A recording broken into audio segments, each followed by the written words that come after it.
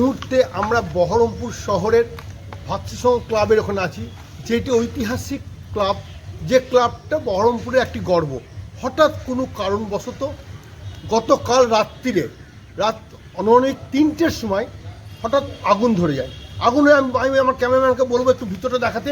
এখনও দুর্গন্ধ বেড়াচ্ছে, দেখুন কী অবস্থা, কী করে আগুনটা লেগেছে, কি পরিমাণে দেখুন আগুন, সমস্ত পুরো ছাই। এখানে অনেক আসবাবপত্র ছিল, এটা এদের মনে হচ্ছে একটা ক্লাব ঘরে এটা একটা স্টোর রুম পুরে ছাই হয়ে গেছে, ভয়ঙ্কর অবস্থা। আমরা ইতিমধ্যে রাত 3টের সময় ফায়ার ব্রিগেড এবং প্রশাসন তারা ছুটে আসে এবং এই আগুন নিবানোর ব্যবস্থা করে। তবুও এখন দিক করে আগুন জ্বলছে, তবে আগুন নিয়ন্ত্রণে আছে, আগুন দিক করে জ্বলছে। এর মতো অবস্থায় কোনো ক্ষয়ক্ষতি যেটুকু হচ্ছে ক্লাবের হয়েছে, কোনো হতাহতের খবর পাওয়া যায়নি বা যায়নি।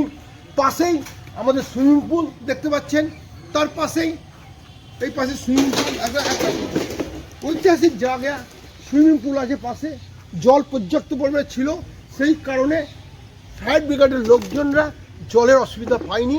সামনেই দেখুন ওর অপোজিট দেখা যাচ্ছে সেন্ট্রাল জেল, ভয়ঙ্কর একটা জায়গা। সেন্ট্রাল জেলের এখানে একটা অগ্নিকাণ্ড কাল রাত 3টের সময় হয়েছে।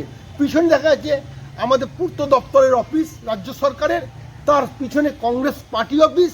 এমন মতো অবস্থায় এখানে যে ভয়ঙ্কর কাজ ঘটে গেছে কালকে, জানি না শর্ট সার্কিট না কোনো নাশকতামূলক কাজ, সেটা প্রশাসন বিচার করবে, সেই বিষয়ে যাব না।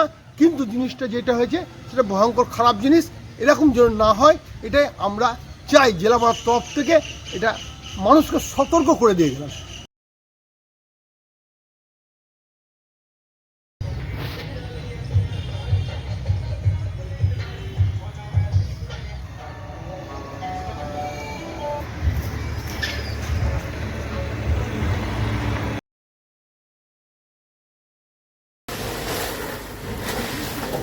কে ভাড়া নিয়েছে রে? তো আমাকে তো দেখালো তো ইয়ে